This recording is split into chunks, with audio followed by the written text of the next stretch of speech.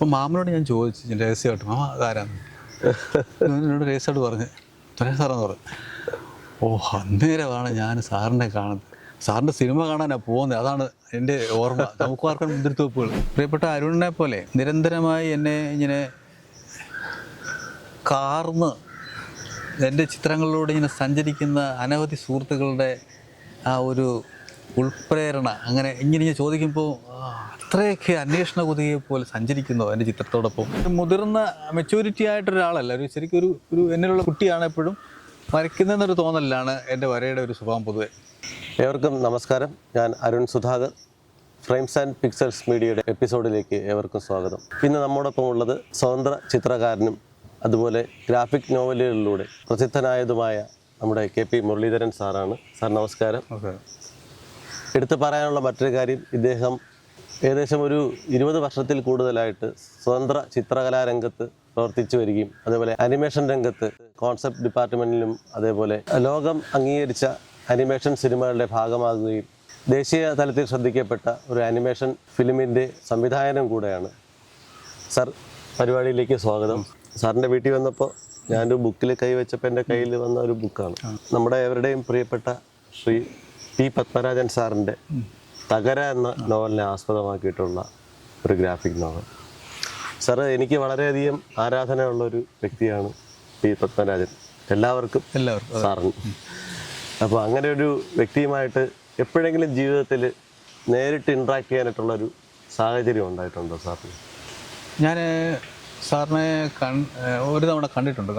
അതെന്ന് വെച്ചാൽ ഞാൻ നേരത്തെ പറഞ്ഞ പോലെ എൻ്റെ ഗ്രാമം ആലപ്പുഴയിൽ മുതുകള വന്ന ഗ്രാമമാണ് ഞാൻ ജനിച്ചത്. എൻ്റെ അമ്മയുടെ വീട് അതിന് കുറച്ചടുത്താണ് സാറിൻ്റെ പത്മരാജൻ സാറിൻ്റെ വീട്. ഞാൻ എൻ്റെ ഒരു പ്രീ ഡിഗ്രി കാലഘട്ടമാണെന്ന് എൻ്റെ ഓർമ്മ. പ്രീ ഡിഗ്രി സമയത്ത് സാറിൻ്റെ സിനിമകളൊക്കെ അന്ന് നമ്മൾ കാണുന്നുണ്ട്, തിയേറ്ററിലൊക്കെ പോയി സിനിമകൾ കാണുന്നുണ്ട്. സാറിൻ്റെ വീട് അടുത്താണെന്നും അറിയാം. സാറിനെ അങ്ങനെ കണ്ടിട്ടില്ല. അപ്പം എന്നെ സംബന്ധിച്ച് വളരെ ഒരു മനസ്സിൽ നിറഞ്ഞു നിൽക്കുന്ന ഒരു ചലച്ചിത്രകാരനാണ് പത്മരാജൻ സാർ ആ സമയത്ത്. കാരണം വ്യത്യസ്തമായ സിനിമകളാണല്ലോ സാറിൻ്റെ സിനിമകൾ. അപ്പം സാറിനെ എൻ്റെ മനസ്സിൽ കരുതി ജീവിക്കുന്ന സമയത്താണ് ഞാൻ ഇതിൻ്റെ ഒരു ഓർമ്മയിൽ ഒരു ഓണക്കാലത്താണെന്ന് തോന്നുന്നു. അത് നമുക്ക് വാർക്കാൻ മുന്തിരിത്തോപ്പുകൾ ഇറങ്ങിയ സമയം. അന്ന് ഞങ്ങൾ സിനിമ ഇതുപോലെ ഉച്ച സമയത്ത് മാറ്റിനിക്ക് പോകാൻ വേണ്ടി ഞാനും എൻ്റെ ജ്യേഷ്ഠ സഹോദരനും കൂടെ ഒരുങ്ങി ഞങ്ങൾ മുതളത്ത് മാമൻ്റെ വീടും മാമനൊരു ചെറിയ വർക്ക്ഷോപ്പൊക്കെ ഉണ്ട്. വർക്ക്ഷോപ്പിനടുത്ത് ഞങ്ങളിങ്ങനെ ഒരുങ്ങി ഞാനൊരു വലിയ വെള്ള ജുബയൊക്കെ ഇട്ട്, എനിക്കൊന്നും ഓർമ്മയുണ്ട്, ഒരു ചെറിയ ബ്രൗൺ ബോർഡറൊക്കെ വെച്ചിട്ട് ജുബയൊക്കെ വെച്ച് ഞാൻ ഇങ്ങനെ വളരെ സ്റ്റൈലിഷായിട്ട് സ്വയം ഭയങ്കര പരിഷ്കാരിയെ പോലെ ഇറങ്ങി ഞാൻ സ്വയം നോക്കി നിൽക്കുക എൻ്റെ ജുബ. കൂടെ അശോകൻ എന്ന് പറഞ്ഞ എൻ്റെ ഒരു വല്യമ്മയുടെ മകനുണ്ട്. അശോകൻ പാട്ടൊക്കെ പാടുന്ന ഞങ്ങൾ വളരെ സന്തോഷത്തോടെ സിനിമയ്ക്ക് പോകാൻ വേണ്ടി നിൽക്കുമ്പം വർക്ക്ഷോപ്പിൻ്റെ ഫ്രണ്ടിൽ ഒരു ഫിയറ്റ് കാർ കിടക്കുന്നു. അതിനടുത്തൊരാൾ അവിടെ സൈഡിൽ നിൽപ്പോൾ വെളുത്ത ജുബയും മുണ്ടോ കൊടുത്ത് നിൽപ്പുണ്ട്. പെട്ടെന്ന് ഞാൻ ശ്രദ്ധിച്ചില്ല. ഞാൻ പെട്ടെന്ന് ഈ പോകാനുള്ള തിരക്കിൽ ഇങ്ങനെ ഞങ്ങൾ പെട്ടെന്ന് സൈക്കിൾ എടുത്ത് വന്ന് എൻ്റെ ഓർമ്മ നങ്ങിയാറുളങ്ങര അർച്ചന എന്ന് പറഞ്ഞ തിയേറ്ററാണ് തോന്നുന്നു. സിനിമയ്ക്ക് പോകാൻ വേണ്ടി കുറച്ച് ചവിട്ടിയെങ്കിലും അവിടെ എത്തത്തുള്ളൂ, കാരണം സമയമായി പോകും. അതുകൊണ്ട് പെട്ടെന്ന് ഞങ്ങൾ തിരക്കിട്ട് ഓർഡറൊക്കെ ഇട്ട് റെഡിയായി പുറത്തോട്ട് ഇറങ്ങുന്ന കൂട്ടത്തിൽ മാമൻ പറഞ്ഞ്, മുരളി ഇവിടെ അവിടെ നിൽക്ക്, ഒരു കസര എടുത്ത് അങ്ങോട്ടൊന്ന് ഇട്, സാറിന് ഇരിക്കട്ടെ. പെട്ടെന്ന് ഞാൻ മാമൻ അങ്ങനെ ഇടയ്ക്ക് നമ്മൾ ഓരോ കാര്യങ്ങൾ പറയും. നമ്മൾ ഓടിച്ചെന്ന് അകത്തുനിന്ന് കസര എടുത്ത് വണ്ടിയുടെ സൈഡിൽ ഇങ്ങനെ അവിടെ സൈഡിൽ കൊണ്ട് വെച്ചിട്ട് ഞാനിങ്ങനെ പെട്ടെന്നൊന്ന് പാളി നോക്കി, ഇതാരാ നിൽക്കുന്നതെന്നത്. മാമൻ സൂചി അന്നേരമാണ് സാർ അവിടെ നിൽക്കുന്നത് കാണുന്നത്. പെട്ടെന്ന് ഞാനിങ്ങനെ എനിക്ക് പെട്ടെന്ന് നമ്മൾക്ക് ഇത്രയും മീഡിയയുടെ ഒന്നും കാലമല്ലോ, ആളിനെ കണ്ടിട്ടുള്ള ഇതില്ലല്ലോ. അപ്പോൾ മാമനോട് ഞാൻ ചോദിച്ചു രഹസ്യമായിട്ട്, മാമ അതാരാന്ന് എന്നോട് രഹസ്യമായിട്ട് പറഞ്ഞ് തുരൻ സാറെന്ന് പറഞ്ഞു. ഓ അന്നേരമാണ് ഞാൻ സാറിനെ കാണുന്നത്. സാറിൻ്റെ സിനിമ കാണാനാണ് പോകുന്നത്. അതാണ് എൻ്റെ ഓർമ്മ. നമുക്ക് ആർക്കും മുന്തിരിത്തോപ്പുകൾ. അത് തന്നെയാണ് എൻ്റെ അത് ഇറങ്ങിയ സമയമാണ്. നല്ലൊരു കൃത്യത എനിക്ക് കിട്ടുന്നില്ല, പക്ഷേ അങ്ങനെ തന്നെയാണ്. ഒരു ഓണ സമയത്താണ് പടം റിലീസാകുന്നത്. ഉടനെ തന്നെ എനിക്ക് പെട്ടെന്ന് ആ കസര വളരെ സ്നേഹത്തോടെ അങ്ങോട്ട് കൊണ്ട് സാറിൻ്റെ അടുത്തുകൊണ്ട് വെച്ചിട്ട്, സാറിന് എന്തായാലും പരിചയപ്പെടാം, സാർ ഇരിക്കുക കസര എന്ന് പറഞ്ഞു. സാറൊന്ന് ഇരിക്കാം മൂളി. അതാണ് ഞാൻ കണ്ടത് സാറ് നേരിട്ട് കാണാൻ ഒരു ഭാഗ്യം. ആ ഒരു നിമിഷം എൻ്റെ ജീവിതത്തിലെ ഏറ്റവും സുന്ദരമായൊരു നിമിഷമാണ്. അത് ഓർക്കുമ്പോൾ അതിൻ്റെ ഒരു ധന്യത ഓർമ്മയുടെ ആ ഒരു ഞാനിപ്പോൾ അനുഭവിക്കുന്നു. സാർ, അതൊരു കാവ്യനീതി പോലെ പിന്നെ ഒരു കാലഘട്ടത്തിൽ സാറിന് അദ്ദേഹത്തിൻ്റെ ഒരു വളരെ പ്രസിദ്ധമായ നോവലിനെ ആസ്പദമാക്കിയിട്ട് വരയ്ക്കാനും സാധിച്ചു. അദ്ദേഹത്തിൻ്റെ അനുഗ്രഹവും ഞാൻ അദ്ദേഹത്തെ മാനസഗുരുവായിട്ട് മനസ്സിൽ പ്രതിഷ്ഠിച്ചതിൻ്റെയും ദൈവം തന്നൊരു സമ്മാനമായിട്ട് അത് കാണുന്നത്. ഒരു ഫിക്ഷൻ നമ്മൾ വരയ്ക്കുന്ന പ്രോസസ്സ് എന്ന് പറയുന്നത് പലരും ഇലസ്ട്രേഷനും കാർട്ടൂണും എന്നൊക്കെ പറഞ്ഞ് ഇങ്ങനെ അതിന് ഓരോരോ ഫ്രെയിം ആക്കുന്നു. പക്ഷെ അതിനൊന്നും അങ്ങനെയല്ല. അതിനേക്കാൾ എന്ന് പറയുമ്പോൾ അതിനേക്കാൾ നമ്മൾ തന്നെ ഒരു ആത്മസമർപ്പണമുണ്ട്.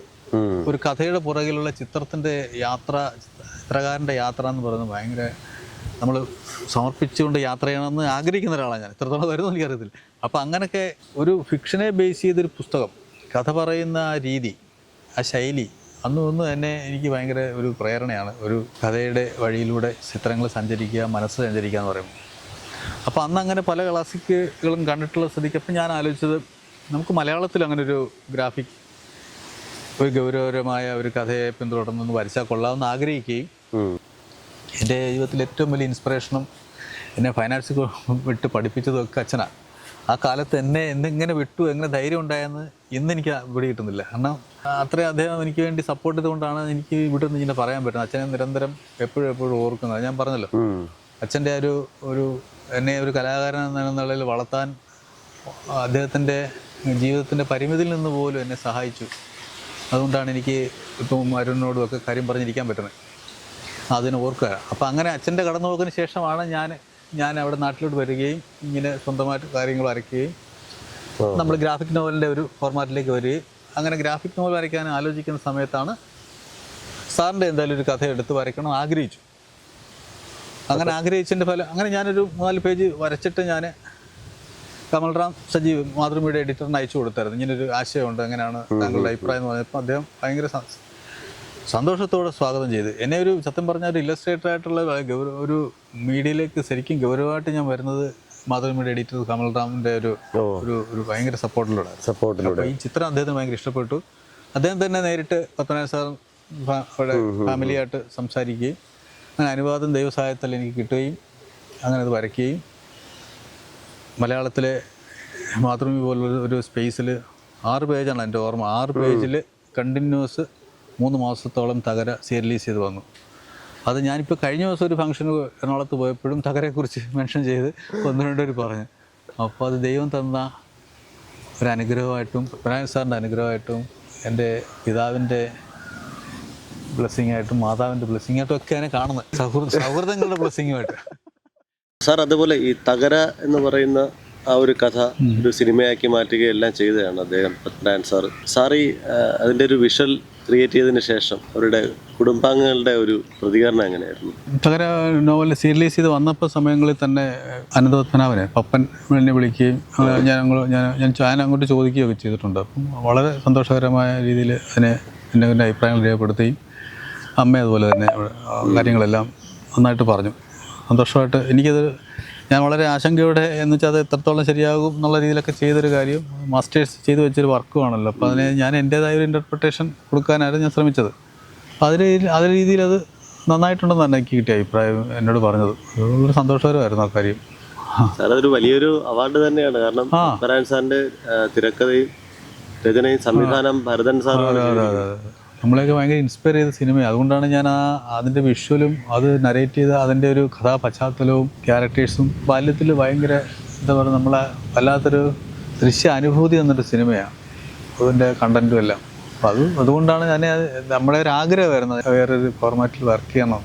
കുഴപ്പമില്ലാത്ത രീതിയിലുള്ള ഒരു അഭിപ്രായം എനിക്ക് കിട്ടിയെന്നുള്ള സത്യമാണ്. ചിത്രകലയിലേക്ക് കടന്നു വരുന്നത് ഏത് പ്രായത്തിലാണ്, എവിടെ വെച്ചിട്ടാണ്, എങ്ങനെയാണ്? ചിത്രകലയിലേക്ക് കടന്നു വരിക എന്ന് പറയുമ്പം അതൊരു കുഴപ്പിക്കുന്ന ചോദ്യമാണ്. ചിത്രകലയിലേക്ക് നമ്മുടെ ബാല്യം മുതൽ നമ്മൾ ചിത്രങ്ങളെ ഇഷ്ടപ്പെടുകയും ചിത്രങ്ങൾ വരയ്ക്കാൻ ശ്രമിക്കുകയും ചെയ്തു എന്നുള്ളൊരു ഓർമ്മകൾ പുറകിലേക്ക് നോക്കുമ്പോൾ നമുക്ക് കിട്ടുന്നത് അങ്ങനെയാണ്. വരച്ചു തുടങ്ങുന്നത് എങ്ങനെ എപ്പോഴാണെന്നുള്ളത് നമുക്ക് കൃത്യം ഐഡൻറ്റിഫൈ ചെയ്യാൻ പറ്റത്തില്ല. പക്ഷേ നിരന്തരമായി വരച്ചുകൊണ്ടിരുന്നൊരു ബാല്യകാലത്തിൻ്റെ ഓർമ്മകളാണ് എനിക്ക് കിട്ടുന്നത്, എന്നെ സംബന്ധിച്ച് ഞാൻ ഓർക്കുമ്പോൾ. പിന്നെ അത് ഇങ്ങനെ ഓരോരോ നമ്മുടെ വളർച്ചയുടെ ഘട്ടങ്ങളിലൂടെ അത് കടന്നു പോകുന്നു. സ്കൂളിൽ, കോളേജിൽ, ഫൈൻ ആർട്സിൽ ഇങ്ങനെ വന്ന് നമ്മൾ പിന്നീട് ജോലിയുടെ ഭാഗമായിട്ടുള്ളത് നിരന്തരം വരച്ചുകൊണ്ടേയിരിക്കുക എന്നാണ് എൻ്റെ ജീവിതത്തിൻ്റെ ഒരു പ്രക്രിയ. അന്ന് വന്നും ചിത്രങ്ങൾ വരച്ച് ഇങ്ങനെ ഓരോ ദിവസവും കടന്നു പോയിക്കൊണ്ടിരിക്കുന്നത്. ഒരു ഗുരുസ്ഥാനത്ത് കാണുന്ന ഒരു വ്യക്തി എന്ന നിലയിൽ ചിത്രകല ഒരു സ്ഥാനത്ത് എന്ന് പറയുമ്പോൾ നമ്മളെങ്ങനെ ബാല്യം മുതലുള്ള അത് കുട്ടിക്കാലം മുതൽ ഉള്ള അത് പലതരത്തിൽ പല ഘടകങ്ങളിലൂടെ സ്വാഭാവികമായിട്ടൊരു ചിത്രം വരയ്ക്കുന്ന ഒരാളിനെ സംബന്ധിച്ച് ഉണ്ടാകേണ്ട ഒരു സ്വാഭാവിക പ്രക്രിയയുണ്ട് അതിൽ. അപ്പം ആദ്യമായിട്ട് പറയുകയാണെങ്കിൽ മാതാപിതാക്കളെ അച്ഛനും അമ്മയും നമ്മൾ ഗുരുസ്ഥാനത്ത് കണ്ട്, അച്ഛൻ അങ്ങനെ വരയ്ക്കുന്ന ഒരാളല്ലെങ്കിൽ പോലും അപാരമായ ക്രാഫ്റ്റ് ഉള്ളിലുള്ള ആളാണ്. അതായത് ചിത്രകല അങ്ങനെ പ്രകടമായി ചിത്രങ്ങൾ ചെയ്തിട്ടില്ലെങ്കിൽ പോലും ക്രിയേറ്റിവിറ്റി നല്ലോണക്ക് എക്സ്പ്രസ് ചെയ്തിട്ടുള്ള ആളാണ്. എനിക്കത് പല അനുഭവങ്ങളിലൂടെയും എനിക്കത് അറിയാം. കാരണം അദ്ദേഹത്തിൽ നിന്ന് കിട്ടിയ ശകലം ആണ് നമ്മൾ കൊണ്ടുപോകുന്നതെന്നാണ് എൻ്റെ വിശ്വാസം. അത് ആദ്യത്തെ ഗുരു അച്ഛനാണ്. അമ്മ ഞാൻ ചെയ്യുന്ന കാര്യങ്ങളെയും വരകളെയും ഒക്കെ വളരെ സന്തോഷത്തോടു കൂടി അവർ തന്ന പ്രോത്സാഹനവും സ്നേഹമാണ് നമ്മളെ രൂപപ്പെടുത്തുന്നതിൻ്റെ ഒരു തുടക്കം. പിന്നെ സ്കൂളിൽ, കോളേജിൽ അങ്ങനെയുള്ള ഓരോ പ്രക്രിയയിലും സ്കൂളിൽ ഡ്രോയിങ് അധ്യാപകൻ ഗിയോർഗീസ് എന്ന് പറയുന്ന അദ്ദേഹത്തിൻ്റെ വരകൾ എന്നെ അത്ഭുതപ്പെടുത്തിയിട്ടുണ്ട്. വരയുടെ ഒരു ലോകം സാറിനെയൊക്കെ വളരെ ആദരവോടുകൂടി ഓർക്കുകയാണ്. പിന്നെ ഞാൻ ഈ ഫൈൻ ആർട്സ് വന്നു കഴിഞ്ഞപ്പോഴാണ് അത് കൂടുതൽ കൃത്യമായ അതിൻ്റെ പഠനത്തിലേക്ക് എത്തിയത്. സാർ, അതുപോലെ ടൂൺസ് പോലെയുള്ള പ്രൊഫഷണൽ ഒരു സ്ഥാപനത്തിൽ നിന്നിട്ട് സാർ എങ്ങനെയാണ് ഈ സ്വതന്ത്രമായിട്ടുള്ള രചനകളിലേക്ക് അവിടെ നിന്ന് പുറത്തു വരുന്നത്? 2010 ഞാൻ ടൂൺസ് നിന്ന് പുറത്തേക്ക് പോകുന്നത്. പിന്നെ മുഴുവൻ സമയം നമ്മൾ പുസ്തകങ്ങൾക്കൊക്കെ വരയ്ക്കുക. അപ്പോൾ അതെനിക്ക് കുറേ കൂടെ മനസ്സിന് സന്തോഷവും, കുറേ എന്ന് വെച്ചാൽ കുറേ കൂടി കഥകൾക്ക് വരയ്ക്കുക, കഥയുടെ ഒരു നമ്മുടേതായ ഓൺ സ്റ്റൈൽ വരയ്ക്കുക, കുട്ടികളുടെ പ്രസിദ്ധീകരണങ്ങൾക്ക് എന്താണെന്ന് വെച്ചാൽ കുട്ടി കഥകൾക്ക് വരയ്ക്കുക, ഗൗരവപരമായ നോവലുകൾക്ക്, അങ്ങനെ മുഖ്യധാര മാധ്യമങ്ങൾ കുറേ വർക്കുകൾ നമ്മളങ്ങനെ കടന്നുപോയി. സാർ, ഈ പോക്കറ്റ് കാർട്ടൂണിലേക്ക് വരുന്നതൊക്കെ എങ്ങനെയാണ്? കുറേ കാലം മുമ്പ് തന്നെ കാർട്ടൂൺ ആദ്യ സമയങ്ങളിലൊക്കെ കോളേജിലൊക്കെ പഠിക്കുന്ന സമയത്തൊക്കെ കാർട്ടൂൺ നിരന്തരമായിട്ട് ചെയ്യുമായിരുന്നു. എനിക്ക് കാർട്ടൂണിന് യൂണിവേഴ്സിറ്റി 2 തവണ സെക്കൻഡ് പ്രൈസ് കിട്ടിയിട്ടുണ്ട്. കേരള യൂണിവേഴ്സിറ്റി ശില്പകലയ്ക്ക് 1ാം സ്ഥാനം കിട്ടിയിട്ടുണ്ട്. കേരള യൂണിവേഴ്സിറ്റി. അങ്ങനെയൊക്കെയാണ് ഞാൻ കോളേജിൽ നിന്ന് ഫൈൻ ആർട്സിലോട്ട് വരുന്നത്. പിന്നെ ഞാൻ ഈ പറഞ്ഞ പോലെ നമ്മൾ ഒരു പെയിൻറ്റിങ് എടുത്താണല്ലോ ഞാൻ ഫൈൻ ആർട്സിൽ പഠിച്ചതൊക്കെ. അങ്ങനെ കഥകൾക്കൊക്കെ പെയിൻറ്റ് ചെയ്യുക. പബ്ലിക്കേഷൻസിലേക്കൊക്കെ കടന്നു വരുന്നത് അത് ഞാൻ ഈ ടൂൺസിൽ നിന്ന് പുറത്തു വന്നതിന് ശേഷം കുറേ കൂടെ അതിന് സജീവമാകുന്നത്. ടൂൺസിലെ ഒരു എക്സ്പീരിയൻസ്, എക്സ്പോഷറും അതിൽ ഒരുപാട് സഹായിച്ചിട്ടുണ്ട്. ഉറപ്പായിട്ടും ഞാൻ നേരത്തെ പറഞ്ഞല്ലോ, ടൂൺസിലുള്ള ഇപ്പോൾ അതിൽ പറയാനുള്ള എനിക്ക് ആനിമേഷൻ ട്രെയിനിങ് സമയത്ത് അജിത് റാവ് എന്ന് പറഞ്ഞ ബോംബെയിലുള്ള എൻ്റെ ആരാധ്യനായ ഗുരുനാഥൻ്റെ ഒത്തിരി ഇൻസ്പിറേഷൻ, ഒത്തിരി എന്നെ സംബന്ധിച്ച് വ്യക്തി എന്ന നിലയിലും ആ കലാകാരൻ എന്ന നിലയിലും ഞാൻ രൂപപ്പെടുത്തുന്നതിന് സഹായിച്ചിട്ടുണ്ട്. കാരണം എനിക്കൊരു ശൈലിയുണ്ടെന്നും ആ ശൈലിയെ രൂപപ്പെടുത്തണമെന്നും വളരെ കൃത്യമായിട്ട് എന്നെ ലീഡ് ചെയ്ത് അല്ലെങ്കിൽ ഉപദേശിച്ച ആളായിരുന്നു അജിത് റാവ് സാർ. ഈ അടുത്ത സമയത്ത് എന്ന് പറയുമ്പോൾ ഒരു 1-2 വർഷങ്ങൾക്ക് മുമ്പ് ഞാൻ ബോംബെയിലെ എക്സിബിഷനുമായിട്ട് ബന്ധപ്പെട്ട് ജഹാംഗീറിൽ വെച്ച് സാറിനെ വീണ്ടും കാണുകയും വീണ്ടും ആ ഓർമ്മകൾ പുതുക്കുകയും എൻ്റെ ശൈലീ രൂപീകരണ മാറ്റങ്ങളെ സാർ സാഗൂതം നോക്കിക്കാണുകയും സന്തോഷത്തോടെ വീണ്ടും പ്രോത്സാഹിപ്പിക്കുകയൊക്കെ ചെയ്ത നിമിഷം ഞാനിപ്പം സന്തോഷത്തോടെ ഓർക്കുക. ഇപ്പം എനിക്ക് കൊച്ചു കുട്ടികളൊക്കെ അവിടെ വീട്ടിൽ വരാറുണ്ട് ഡ്രോയിങ് പഠിക്കാനൊക്കെ.